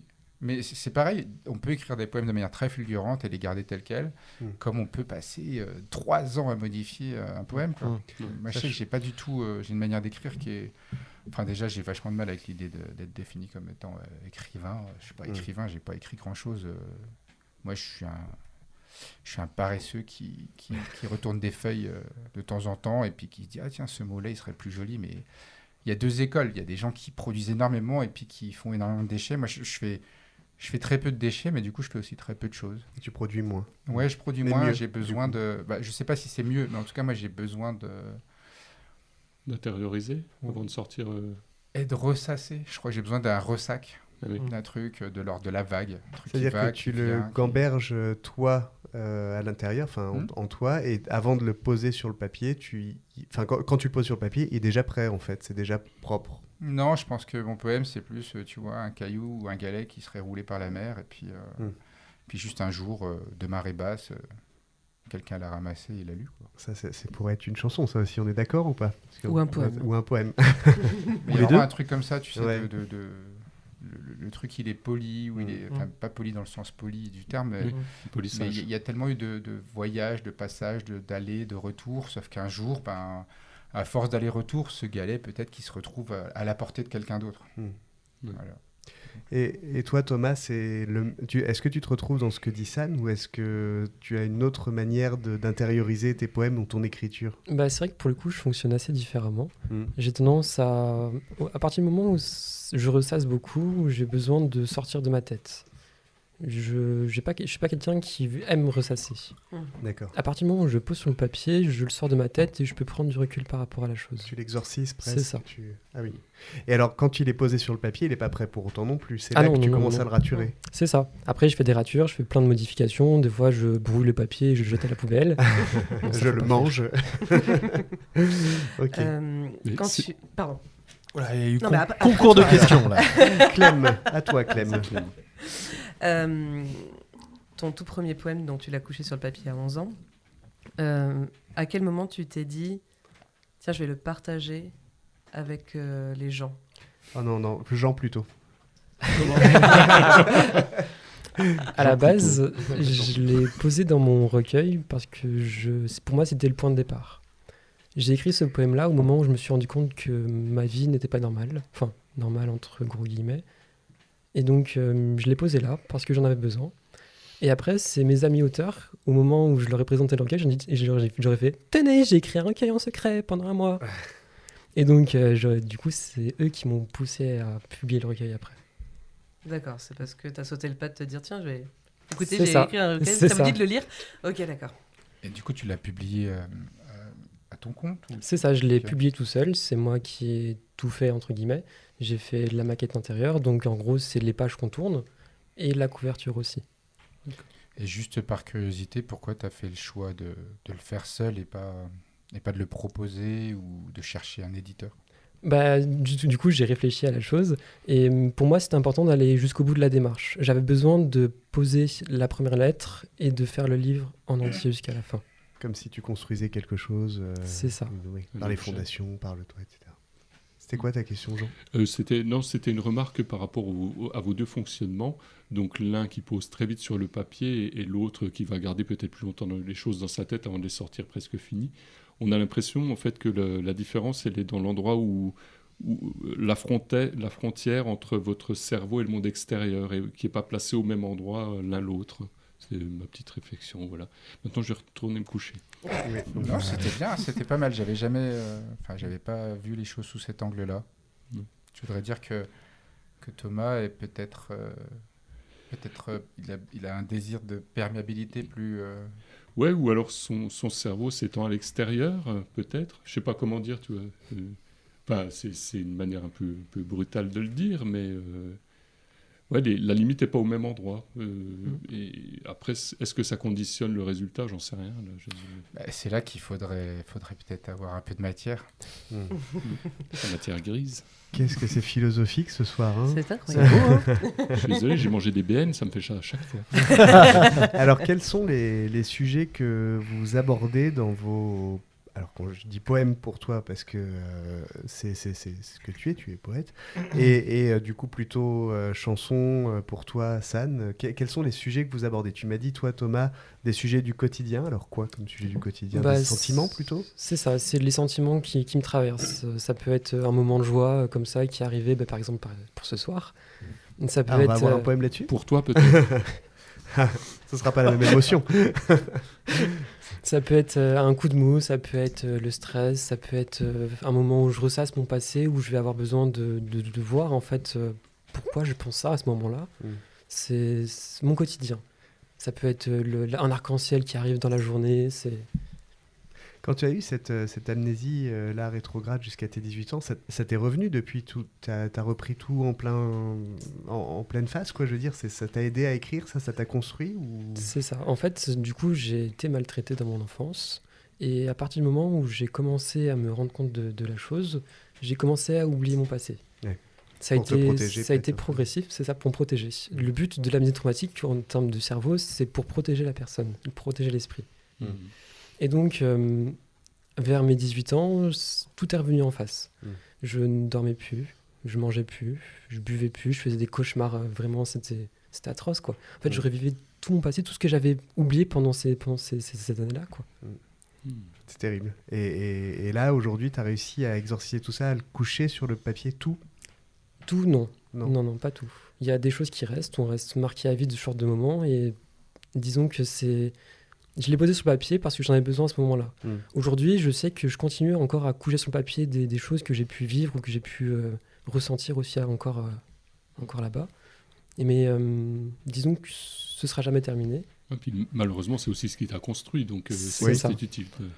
C'est ça. Mais le fait de l'avoir posé sur le papier, d'avoir créé des livres par rapport à ça, d'avoir créé 2 livres, pour moi, ça a mis un terme en fait à ça. J'ai créé un livre, j'ai tourné les pages et j'ai fini le livre. C'est vraiment tourner la page. Oui. Tu as d'autres sources d'inspiration? Est-ce qu'il y a d'autres choses qui t'inspirent que cette souffrance? Oui. Justement, ma plume évolue au fil du temps. Au départ, j'avais une plume très sombre, très, très noire par rapport à la mélancolie, à la solitude. Et petit à petit, j'explore d'autres champs. Mais par exemple, les premiers amours, les fous rires, l'ivresse de la folie. Est-ce que ça se répond? C'est-à-dire, est-ce que tu arrives à créer des équilibres entre l'ensemble? Oui. C'est intéressant. Et toi, San, tu abordes quoi comme sujet? Bah, dis-le si ça te fait chier. Moi, Non, je peux passer à la rubrique de Flo. Excuse-moi, Nico. Non, c'était pas un bain de je me fais chier, c'était plutôt un bain dubitatif. C'est pareil. En fait, vous l'aurez compris, je réponds souvent à côté de la question, longtemps en plus. Les sujets, là où je vais rejoindre Thomas, c'est qu'effectivement les premières envies, les premiers besoins d'écriture étaient portés par mon histoire. Voilà, moi j'ai eu besoin d'écrire des mots pour mettre une forme de distance artistique avec l'histoire de l'exil de ma famille, pour me permettre en fait tu sais, de le mettre à distance. Thomas a parlé de tourner la page, moi il y a un côté en faire quelque chose de beau, c'est l'autoriser à exister, mais le rendre partageable. Voilà. Donc, ça t'aide à l'accepter peut-être un peu aussi, quelque part. Ouais. Bah, l'accepter, pas vraiment, parce qu'en fait, tu sais, est-ce que parce que tu as écrit, je sais pas, quand Primo Levi a écrit Si j'étais un homme, est-ce qu'il a accepté, tu vois? Non, je pense que pendant longtemps, j'ai cru que écrire, dans les faits d'écrire, il y avait une forme de guérison. Non, je crois vraiment qu'il y a une histoire de partage. Et aujourd'hui, justement, je suis un peu moins impatient de partager ce que j'écris, parce que je me rends compte qu'il y a des choses qu'on écrit qui sont les petites marches, le petit perron avant d'entrer chez les autres. Et donc, du coup, celles-ci, de ligne, c'est comme quand tu attends devant quelqu'un qui t'a invité, en fait, elles sont pour toi. Voilà. Tu es... bon, après, tu disais, on dit de moi que je suis un poète, mais moi, je me qualifie pas comme poète, mais quand tu parles, tu es vraiment tout le temps dans l'image, dans la métaphore, beaucoup, tu parles beaucoup comme ça, c'est très image, c'est très poétique, la façon dont tu parles. Carrément. Ouais. Ok. Merci. C'était pour offrir un contrepoids. Non, je sais pas si c'est un compliment, mais oui, c'est un compliment ou pas d'ailleurs, peu importe. Mais c'est un constat. Un constat. Bah, c'est gentil, mais en tout cas, voilà, c'est sûr qu'on repart. Enfin, pour revenir au sujet d'avant, c'est une façon aussi de traverser l'existence. Je sais pas. Moi, j'ai besoin de ces images d'ailleurs, ce télescope, et je pense même que, pour ma part, l'entrée en poésie, elle s'est faite involontairement dans le mélange de ces deux langues. Et le fait, tu sais, d'avoir une langue fragmentée, des souvenirs fragmentés, parce que tu n'as pas la maîtrise d'un langage et que tu es obligé d'inventer. Bien sûr. Tu es obligé d'inventer. Et justement, dans la poésie, ce qui est important dans ce que... si vous voulez lire les meilleures lignes de mes poèmes, c'est ce que je n'ai pas écrit. Donc, voilà, il y a un truc comme ça. Il y a des textes... Je ne sais pas si je les présenterai à un éditeur, je suis très paresseux, et puis en plus, j'en ai pas 40 000. Le nombre de fois où il a dit ça. C'est clair. Mais il y a des textes qui ne sont vraiment pas faits pour être chantés, pas parce qu'ils ne sont pas chantables, parce que je crois qu'ils sont faits pour être lus dans des temps plus lents, des temps que tu peux rebrousser. Quand tu écoutes une chanson, il y a quelque chose de plus linéaire. Tu ne peux pas revenir sur la mesure d'avant, sauf quand c'est sur disque. Et tu es plus dépendant du contexte. Alors que quand on lit... que ce soit un roman ou une nouvelle, il y a toujours comme ça un aller-retour. Des fois, on est en train de lire un truc et puis on revient sur quelque chose d'avant parce que ça renvoie à quelque chose. Et ça, on peut le faire parce qu'on est le seul auditeur de la parole qui se déroule devant nous. Et donc ça, c'est top. Et en plus, je pense vraiment que dans la poésie, moi, je recherche quelque chose de l'ordre de l'universel. C'est-à-dire, je cherche vraiment à faire oublier que je suis là et que j'ai écrit. Moi, ce que j'adore quand je lis quelque chose, c'est quand j'oublie qu'il y a quelqu'un qui l'a écrit et que j'ai l'impression que la pensée est en train de se déployer dans mon esprit. Et à ça, je trouve que à ça, en tout cas moi je me fie à cette sensation pour me dire que c'est un bon auteur ou que c'est un bon livre. Mais de la même manière que les interprètes, tu vois, je sais pas si tu prends Guillaume Gallienne et Lucchini, Lucchini il disparaît jamais derrière le texte qu'il lit. Parce que il fait du Lucchini et c'est très beau, c'est une performance quoi. Donc c'est pour ça que quand on me présente en tant que rappeur ou slammer, des fois j'essaye, mon but c'est quand même de disparaître. Petite imitation de Lucchini peut-être? Non. En gros, faut pas que ça sente l'auteur. Je sais pas, c'est pas le fait que ça sente, parce qu'il y a des fois en fait où c'est important. Justement quand je vais sur scène et que j'interprète, je pense qu'il y a une part de moi qui a besoin d'imprégner les mots, parce que je vais pouvoir leur donner une couleur physique, quoi, une couleur, même une présence, alors que dans la poésie, il y a quelque chose de plus désancré, de plus intemporel pour moi, et puis il y a ce truc de pouvoir faire oublier qui a écrit. Ce que j'adore dans l'idée d'avoir été publié, c'est qu'il y a des gens, peut-être pas très nombreux, qui ont pu acheter le recueil. Ils le lisent, je ne sais pas qui c'est. Ouais. Ils ne sauront jamais qui je suis. Et pourtant, je leur ai dit des choses plus intimes qu'à plein de gens. Et ça, c'est chouette. C'est une connexion qui est invisible, mais qui est importante, quoi. Le temps passe extrêmement vite, mais il est temps d'arriver à la dernière rubrique de cet épisode, la rubrique de Flo. Flo et usage de Flo ou la FUF. Selon le code pénal, l'usage de flot désigne toute altération frauduleuse de la vérité. Vous êtes bien avancé, non? Est-ce que vous connaissez le Gorafi, mes amis? Est-ce que Oui. tout le monde connaît le Gorafi? Bien sûr. Non. Tu connais pas le Gorafi? Alors, Moi, oui. Tu le fais exprès ou tu le connais vraiment pas? Non, je le connais Ok. vraiment pas. Alors, j'explique rapidement, de toute façon, c'est pour nos auditeurs aussi. Le Gorafi, c'est une forme de parodie du Figaro. Un faux journal. C'est un faux journal qui invente des informations. Donc aujourd'hui, je vais vous donner des infos. Il va falloir me dire si ce sont de fausses informations sorties par le Gorafi ou si ce sont des vraies informations. Est-ce qu'un homme qui a été arrêté et qui devait payer une amende l'a payé avec des billets de Monopoly? Est-ce que c'est une vraie information ou est-ce que c'est une information du Gorafi, mes amis? Je pense que c'est vrai. Je pense que c'est vrai, ok. Alors, San. Elle est vraie. Vrai, ok. Jean? Vrai également. Vrai, ok. Non, Clem, faux. faux. Nico? Moi, je pense que c'est faux. Eh ben c'est vrai. Ah là là. Effectivement. C'était mon deuxième choix. Alors c'est J'hésitais pas avec c'est vrai. c'est vraiment pas passé. Hein. Il a fallu vraiment qu'il raque quand même. Ah, bien sûr. Bah, il y avait un menuisier qui Mais là, était- c'était même pas assez gros pour le Gorafi. Ouais. Ouais. On verra. Une ville italienne, je vous situe le lieu, cette fois-ci a installé des bancs publics qui s'inclinent après 8 minutes d'utilisation pour éviter les squatteurs, les personnes qui pourraient dormir sur les bancs ou autres en Italie. Une ville qui Si c'est a vrai, installé des bancs qui s'inclinent au bout de 8 minutes pour éviter les squats.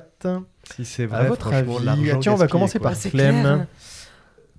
Non, je dis faux. Tu dis faux, Clem? Ouais. Ok, donc une info de Gorafi. Ouais. Ok. Jean? Moi, je dirais que c'est vrai. Ok. Ça Vrai. Ouais, vrai. Vrai, ok. Ah, plutôt faux. Plutôt faux. Alors, stratégiquement, il faudrait que je dise vrai. Non, on s'en fout de la stratégie. Qu'est-ce que tu penses Ah, mais vraiment? c'est comme dans un Faux. pierre feuille ciseaux, quoi. Ouais, non, C'est non, clair. mais il Deux fait fois trop de vrai, une strates. fois Arrête faux. de faire des strates. Le Gorafi a sorti cette information, mes amis. C'est Oh. faux. C'est faux. Donc on a combien de Trois. Gorafi? Trois faux. On a 3 Gorafi à la table. En Suisse. Mm. Une entreprise suisse a affiché des photos de chiots et de chatons partout dans l'entreprise pour améliorer la productivité de 120%. À votre avis, est-ce que c'est vrai ou est-ce que c'est une info du Gorafi? San, allez, tiens, à toi. Moi, je dis vrai tout le temps. Vrai tout le temps. Ok, c'est J'ai une la même posture. stratégie, Mais moi. ouais, tu sais, c'est comme dans le pierre Ouais. feuille ciseaux, quoi. Tu Ouais, maintiens. mais pas sûr qu'il y ait du 50-50. Ah. Thomas? Thomas, dis-moi. Alors, pour moi, c'est vrai, ouais. Ouais, ok. Deux vrais. Non, t'as dit vrai Oui, aussi. il a dit Ouais, vrai. j'ai dit Il dit vrai. toujours Vrai. vrai. Il dit qu'il dit Jean, toujours allez, vrai. Jean. D'habitude, je dis vrai, mais là, je vais dire faux. Tu dis faux, Mm. Jean, ok. Moi, je vais dire vrai. Vrai pour Clem. Je veux dire Nico. vrai aussi. Eh mec ben, lâche ses positions, quoi. Ouais, c'est une complètement. info du Gorafi. mes Ah, amis. Ah Un point pour Jean. Ouais, que Jean qui l'a marqué. Ah, le C'est quoi gouvernement. le truc? C'était des photos de chiens Ouais, et de chats. Les dans- chiens et chats, ouais. C'est avant qu'il faut réfléchir à la question. Allez, non, on il va- dit qu'il dit tout le Est-ce temps que vrai, ça vous dit de alors. partir au Japon? Allez. Allez. Le gouvernement japonais encourage les jeunes à boire plus d'alcool pour encaisser plus de taxes. Ah, Ouh. purée. Oh. Alors ça, Ça doit pas, ça Oh doit là pas là. être écrit comme ça, le titre. Si c'est vrai, ça peut pas être écrit comme ça. Oui. Mais ça pourrait. moi je Oh dirais là que c'est là. vrai ça. Mais en effet, c'est vrai pas pour présenté Jean. comme ça. hein. Ouais. C'est comme avant quand on vendait du vin en disant que c'était fortifiant, etc. quoi. Ou de la clope, Ou parce comme que la c'était clope, bon ouais. pour les poumons. Voilà. Tu restes sur ta position ça Du vrai. Vrai. C'est vrai. C'est vrai, ok. Ok. Il y a tellement de choses instables dans ma vie. Si je peux dire vrai à chaque fois, alors que, et que le podcast sorte quand même, ça me va. Pas sûr. En vrai, j'adore cette info, donc pour moi, elle est vraie. Ok. Clem. Clem. Non, je dis faux. Faux. Nico. Ah, c'est vrai. Clem, elle se sacrifie Alors pour qu'il y ait effectivement, des c'est noms. pas De ouf. exactement comme ça, mais c'est vrai. Ouais. Ah là Ouais, là. il y a énormément de promotion de l'alcool pour que les jeunes en consomment. Mon et C'est ça dingue. fait Dieu, rentrer mais plus quelle horreur. de sous dans les caisses. Quelle horreur. Allez, je vous en fais encore quelques-unes. Paris. Retour en C'est la France. ville du bonheur. Paris envisage de mettre en place des drones nettoyeurs de mégots. Alors, vrai ou faux? Allez, on repart avec nos invités. Alors San va dire vrai, Thomas. je pense. Ah, pour moi, c'est faux. Ok, faux pour Thomas. Ils vont être équipés aussi de reconnaissance faciale, non? Pas ceux-là. Non, mais je suis assez pessimiste. Moi, Alors, vas-y. Tu peux. Vrai. Toujours vrai, ok. Des drones volants ou au sol? Alors, des drones, ça Bah, c'est vole. volant. C'est par Volant. principe, c'est volant, un drone. Ah bah, moi je dirais non. Faux. Ok, faux. Ouais. Ouais, je dirais faux aussi. Faux. Est-ce qu'un drone, c'est forcément volant? Oui. Je suis pas Si sûr. ça vole à ras du sol. Non, mais ça peut être un drone. Non. un Je robot, dirais, ouais. je dirais que c'est faux. Donc C'est on a faux. 2 faux là. Alors effectivement, c'était une info du Gorafi, mais je l'ai un peu trafiqué parce qu'autrement vous alliez tout de suite découvrir, puisque c'était le projet de Paris de remplacer les pigeons par des drones pour remplacer les pigeons. Et, c'était un peu gros autrement. Le drone adhère. C'est Oh. magnifique. Pardon. Tiens, allez, un village français en Français. France Français. a interdit à ses concitoyens de mourir, car le cimetière était plein. Arrêté communal. Interdiction de mourir, j'ai plus de place dans le cimetière. Thomas? Pour moi, c'est vrai. Ok, Thomas. Mais moi, je peux plus bouger là. Je suis obligé de dire rester vrai. sur un vrai. Ouais. Jean? T'imagines, je dis faux, c'est vrai. Ça serait tellement drôle. C'est un peu brut comme information. Je pense qu'ils leur ont surtout dit d'aller mourir ailleurs. Hein. Et je dirais vrai alors. Vrai, ok. Ouais, je dirais vrai aussi. Ok. C'est une info qui est tout à fait vraie. C'est tout à fait vrai. Ah et là Jean là a là apporté là. la bonne précision. Il y a un arrêté communal qui interdit aux gens de mourir chez eux et de choisir leur propre, enfin le cimetière de la commune pour mourir. Il n'y a plus de place. Ah ouais. Et de creuser le trou eux-mêmes. Dans leur jardin. Allez, un dernier, ok. Ok. Un équipage d'un avion Ryanair a demandé à ses passagers de se cotiser pour faire le plein. C'est la dernière. Alors c'est vrai, San. C'est faux. Oh. San, tu dis Oh c'est faux? là là là Ok, là, son seul et parce que unique c'est la faux. dernière. Thomas? Oh, pour moi, c'est vrai. Ok, Thomas, c'est vrai. Jean? Je dirais faux, moi. C'est faux. Ah, je dis faux aussi. Ok. Ah, je pense que c'est tout à fait faux, oui. Eh ben, c'est tout à fait vrai. Oh mon la vache. dieu. Ah, pour une fois que San avait dit faux. En fait, ils sont tombés en rade, je ne sais plus où, dans quel pays, et en fait, il leur fallait de l'argent pour faire le plein, parce qu'autrement, ils ne pouvaient pas repartir. Ils ont été détournés. Ils ont Il pas n'y avait d'argent. plus de thunes, et ils ont Ah, demandé mon Dieu. aux passagers, ils ont fait une petite quête au niveau de l'équipage pour faire le plein. Sans déconner. Vraiment, À premier la degré. station-service, ça devait être difficile Donc de bravo, passer. parce qu'il n'y en a qu'un qui a eu Bah, grâce à cette raison. question, ça a permis de départager tout le monde. C'est bien, bravo. Donc du coup, Thomas a gagné. Bravo, Oh, Grâce à Thomas. cette question. Bravo. Avec 5 bonnes réponses. Mais quasiment tout juste. Hein. Ensuite, Bravo. nous avons des égalités entre Sanseiya, Jean et Nico avec 4 points. Mais Bravo. ce qui est fou, c'est que Sanseiya a changé. Mais La oui, dernière. en plus. Sinon, il était excellent. Sinon, j'aurais gagné. Premier Pour moi, il y ex-aequo, avait ouais. premier ex-aequo sur les invités. Bah ouais, bah ouais. Ça aurait été de toute Ça aurait été beauté, beau, mais là, ouais. Ouais, ça aurait été beau. Ouais, je Magnifique. Et puis moi, j'ai merci. fait 2 points. Bravo, Clem. Est-ce que vous avez des actualités à partager pour Ah bah pour voilà nos des auditeurs questions et où on peut répondre auditrices facilement. Alors, l'épisode sera diffusé en mars, je crois, le 9 mars, de mémoire. Vous avez des actualités pour le mois de mars? C'est une question On à a dit laquelle on que peut la répondre, question mais ils était répondent pas facile. quand même. Attends, il réfléchit. Alors, Marc, Vrai. il est en train de faire son agenda dans la tête. Non, c'est pas ça. C'est parce que j'étais poli, je laissais la place à Ouais, Nico. c'est ça. ouais. T'as Ah, déjà c'est fait Thomas. Thomas. Thomas. C'est tout C'est Thomas. Pardon, excuse-moi. Le Il y a 9 bug. mars, exactement. Ouais, le 9 mars. ouais. Non, en mars, j'ai rien du tout, mais par contre, tout à l'heure, j'ai appris que je pouvais faire un salon du livre en avril. D'accord, où ça? C'est à La Clayette, en Ah. Saône-et-Loire. Ah oui, on connaît l'Aclette. L'Aclette. On dit L'Aclette. on dit l'Aclette. Je sais pas. Ouais, l'Aclette, ouais. Ok, il y a un musée de l'automobile là-bas, mais personne n'en a rien à faire, mais vous le saurez. Vers Chauffaille Vers Non Chauffaille, ouais, Ah, c'est ça, tout à fait. D'accord. Tu connais Chauffaille, toi? Oui, j'y suis allé, Moi on a aussi, eu un je accident connais. avec mes frères. Ah, super. ok, passons à autre chose. Donc tu fais un salon du Salon du livre. livre. Oui, bah, j'ai reçu la réponse tout à l'heure, à l'instant. Enfin, En tant tout à qu'exposant. l'heure. C'est du ça, coup. oui. Génial. C'est Trop quoi un chouette. salon du livre en fait? Tu Ben, exposes, tu présentes tes œuvres? C'est ça, un salon du livre, en fait, c'est un événement où il y a plein d'auteurs qui sont sur leur stand et qui disent Ah, moi j'ai écrit un livre, moi j'ai écrit un livre. Hmm. Tu le vends, tu le dédicaces. Ouais, c'est ce C'est que j'allais ça, dire, oui, il y a oui. des gens qui Et t'en viennent parles. pour les dédicaces. dédicaces, pour les choses comme ça. C'est ça. D'accord. Le salon du livre, c'est le meilleur moyen pour rencontrer les auteurs, pour parler avec eux du livre, de leur histoire, de tout et de rien. Encore faut-il aller à la Clette, ça c'est... Donc le salon du livre à la Clette, et ça s'appelle le salon du livre, juste comme ça. Et c'est quand ? C'est du mois d'avril, c'est entre le 10 et le 20, je crois. D'accord, comme c'est ça. très très vague. C'est très, Oui, C'est précis pour le lieu, par contre. Ok. Et en attendant que Thomas retrouve la date, tu l'as retrouvée ? Le 25 et le 26. Le 25 et 26, donc c'était pas du tout entre le 10 et le 20. Non, absolument pas. C'était pour l'adresse, c'est entre le 10 et le 20 de la rue de la Liberté. Ouais. Ok. Et d'autres recueils prévus ? Ben, je suis en train d'écrire un nouveau recueil qui va s'intituler Les larmes d'un soleil. D'accord. Qui Et- fait partie de ta série de recueils de poésie dont j'ai parlé dans ta présentation ou pas du tout ? Non, pas du tout, non. D'accord. Non, c'est un recueil à part. Toujours en auto-édition ou avec Pour le moment, un j'en ai éditeur aucune idée. Pour le moment, j'écris et puis je verrai bien ce que j'en fais après. Ok. Donc ça, c'est Les larmes du soleil ? Les larmes d'un soleil. Les larmes d'un soleil, d'accord. Alors on peut savoir au moins pourquoi ce titre ? Parce que j'aime beaucoup les astres et disons qu'il y a quelques temps, quelqu'un a fait référence du coup à mon art à moi, à ma poésie, comme quoi je suis quelqu'un de très rayonnant, très solaire. C'est un truc qui m'a marqué et donc j'ai voulu y faire honneur aussi. On n'en a pas parlé ça d'ailleurs, mais c'est vrai que tu partages ta poésie aussi sur les réseaux sociaux. On te voit faire des vidéos, des lectures aussi. C'est important pour toi de partager ? Oui. Bah, c'est vrai que pour moi, la poésie, c'est quelque chose qui se partage. Donc, le fait de le partager sur le réseau, tout le monde a accès à ça. Et donc, ça permet que tout le monde s'y retrouve aussi. Ok, comment on fait pour te retrouver sur les réseaux ? Alors, je suis présent sur quasiment tous les réseaux sociaux, Instagram, Facebook, TikTok.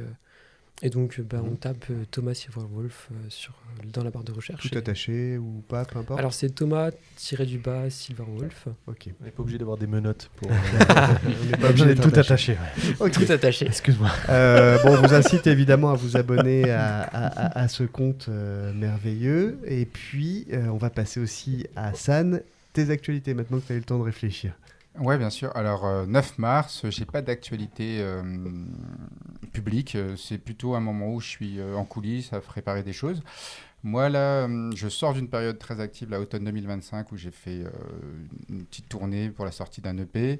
J'ai été invité par Maxime Pitois, chef d'orchestre, où j'ai écrit un texte sur commande, qui peut-être verra le jour sous forme d'un texte édité. Donc ça, je sais pas encore. Sinon, en coulisses, là, moi, je prépare un album pour la fin 2026. Donc, j'ai mis un peu le temps à me remettre sur un album où j'ai fait un Ulule. J'en profite pour remercier peut-être ceux parmi les auditeurs qui m'ont soutenu. Il est fini, là, le Ulule. Le Ulule est fini. Ah. Le Ulule est terminé, mais j'ai été largement soutenu. J'ai reçu énormément de soutien, d'amour, et ça m'a fait plaisir. Et du coup, je suis très content d'être investi de cette mission. C'est un album où je vais... parce que je sais que Jean m'a présenté comme étant rappeur, slammer, chanteur, tout ça.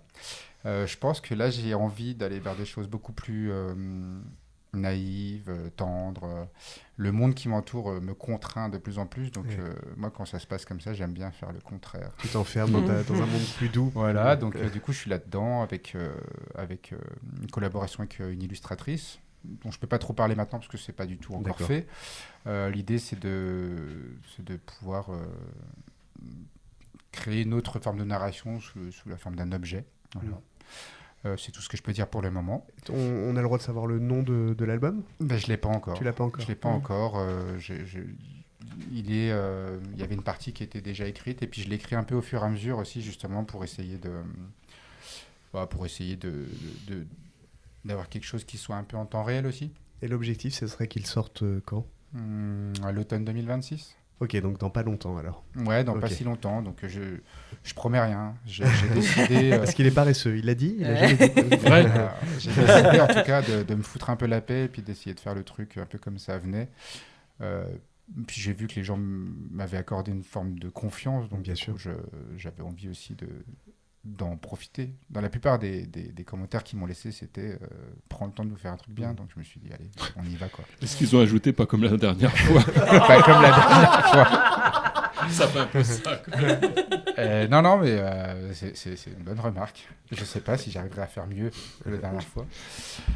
Sinon, en mars, je serai aussi en résidence parce que c'est assez nouveau pour moi, mais je vais être lecteur, comédien sur un spectacle en création, un spectacle de la compagnie qui héberge mes projets, qui s'appelle Les Destins Animés. D'accord. Le livre qui est adapté, c'est Le Passeur de Loïs Laurie. Bien sûr. Et voilà, donc il y a 2 personnes au plateau, Jonas, le héros, et le passeur. Et il semblerait que je sois devenu trop vieux pour jouer Jonas. Ah bah oui. Donc je vais jouer le passeur. Alors j'en parle à demi-mot parce que c'est vraiment la première fois que je vais faire ça, donc je suis pas certain. Mais en même temps, je disais avant, l'artiste, c'est peut-être celui qui passe son temps à essayer de faire des trucs qu'il sait pas faire. Donc voilà, donc je fais ça. Donc je suis sur une création de théâtre en même temps. Et puis en mars, qu'est-ce que j'aurais fait d'autre ? J'accompagne beaucoup de projets d'ateliers d'écriture, de création. Donc tu vois, là, j'écris des chansons en ce moment avec des collégiens qui montent un spectacle qui s'appelle Crocodile, qui est une pièce de théâtre sur l'histoire d'Enayat, qui est un Afghan qui quitte son pays pour se retrouver en Italie. Voilà, donc là, on coécrit 2 chansons. J'accompagne aussi le concours d'éloquence du département. Donc là, j'accompagne plusieurs jeunes avec une metteur en scène qui s'appelle Gwendoline Roth-Kegel. Et avec qui je fais du théâtre. Ouais, elle est très chouette. Et donc, du coup, là, moi, je les accompagne sur la partie écriture et j'apporte une autre dimension de l'oralité. Voilà. Qu'est-ce que je fais d'autre Plutôt foisonnant malgré tout. Quand même. Oui, c'est ça, en fait. Pour un paresseux, dis donc. Ouais, c'est clair. D'accord. Mais en tout cas, moi, je le suis. C'est le monde qui veut pas l'être. Hein. Ça, c'est sûr. Okay. Et Nico avait parlé dans ta présentation de solastalgie. Solastalgie. Voilà, je l'ai pas écorché. Est-ce que tu peux nous expliquer ce que c'est du coup ? C'est une radio, je crois. Solastalgie. Ouais, mais je pense que Thomas, il aura une meilleure définition, non ? Ben, je sais pas ce que ça veut dire. Mélange bah voilà. Justement. de solitude et de nostalgie, non. La solastalgie, en fait, c'est... alors, franchement, j'ai pas la définition exacte. En tout cas, je me souviens plus. C'est un mot récent qui vient pas du français, qui était là pour mettre un peu plus de précision sur ce phénomène d'éco-anxiété. Donc, effectivement, il y a une histoire d'anxiété liée à tous les troubles écologiques que vit le monde et à un refuge justement dans quelque chose qui paraîtrait une chimère un peu d'un passé qui aurait pu être parfait. Donc je l'ai écrit dans plein de textes, quoi. Et puis je crois que c'est un truc qu'on retrouve en fait dès qu'on a peur, on retourne un peu dans le passé. Donc il y a un peu de ça. Mais je suis même pas sûr que la définition soit celle-ci. Fantasmer, c'est le fait de fantasmer un passé meilleur. Ouais, il y a un peu de ça, mais c'est vraiment lié au phénomène d'éco-anxiété. Ouais. Et donc voilà, mais je trouvais le mot joli parce qu'effectivement, dans solastalgie, finalement, si on se fait la définition qu'on veut, il y a une histoire de nostalgie, de soleil, de solitude. Et puis voilà. Donc écrire sur le sujet, c'était une première marche pour moi avant d'en faire un acte un peu plus militant peut-être. Parce que l'éco-anxiété nous rend très immobiles finalement, alors qu'on oublie qu'on est encore là et qu'on peut faire des choses. Donc voilà, donc c'est l'étape d'après. Très bien, merci. Merci beaucoup. Ça fait déjà un certain temps qu'on est ensemble, encore une fois, un temps certain. C'est le moment de clôturer tout ça. Juste avant, on peut te retrouver sur les réseaux, toi aussi, San. Ouais, alors certainement sur beaucoup moins de plateformes que parce que Nico, t'es paresseux. Mon grand âge. C'est mon grand âge. Ouais. Non, puis en plus je suis pas très réseau. Enfin, je le fais parce que c'est la partie professionnelle un petit peu du truc. J'ai énormément de mal, tu vois, même là, prendre une photo ou quoi, j'ai du mal à pas être dans l'instant. Comment on fait pour écouter tes sons ? Alors, pour l'instant, ils sont encore tous sur Deezer, toutes les plateformes et compagnie. Je ne sais pas s'ils vont y rester, parce que je ne partage pas totalement la politique de répartition de tout ça. La politique tu vois, l'industrie musicale, là, tout ça, ça me gonfle un peu. Donc voilà, pour l'instant, si vous tapez Sanseyha, SAN-SEYHA, vous allez trouver un premier album et puis l'EP qui est sorti plus récemment. Franchement, pour le nouvel album, je ne suis pas sûr. Parce que, tu vois, on parle enfin, on parle d'éco-anxiété, mais aussi de tout ce qu'on accepte sans rien faire, en se disant que, voilà, enfin, sans aller contre ce que disait Thomas, moi, enfin, c'est vraiment pas l'endroit où je recherche de la poésie. Ok. Et j'arrive pas du tout, tu vois, je l'ai fait, publier des textes et des trucs, mais il y a quelque chose d'un peu performatif dans tout ça qui me dérange. Ok. Donc, Pour l'instant, allez pas sur les réseaux. Pour me retrouver, franchement, faites du bouche à oreille. S'il y en a qui sont sur les réseaux, qui ont l'info, dites à vos copains ou à vos copines qu'il y a un concert. Et puis, si vous tombez sur un salon du livre où vous trouvez mon livre, volez-le. Sauf qu'on a quand même pas mal d'auditeurs et d'auditrices qui sont pas de Dijon, donc qui suivront pas les actualités, mais j'aurais aimé qu'ils puissent t'écouter. Alors, le temps que tu es sur les plateformes, autant y aller sur Deezer et taper Senseiya, et puis après, profitez-en, parce qu'après, il y sera plus. Alors, c'est pas une certitude, hein, mais...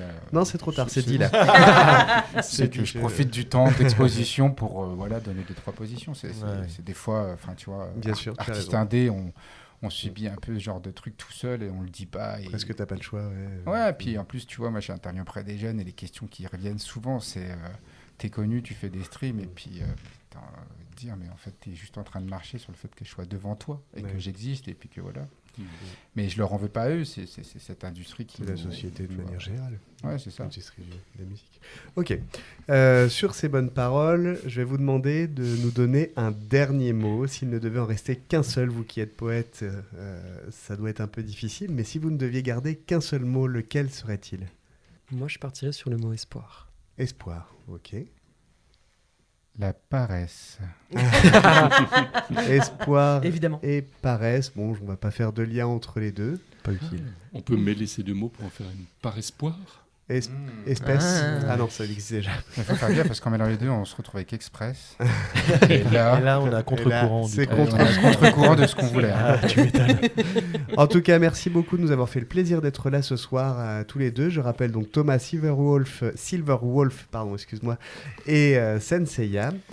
Merci à Jean, Clem, Flo et Olivier d'être là ce soir, d'exister tout simplement. On se retrouve dans 15 jours. En attendant, n'hésitez pas à partager parce que comme l'a dit Senseiya, les réseaux c'est aussi important pour faire connaître un peu nos invités.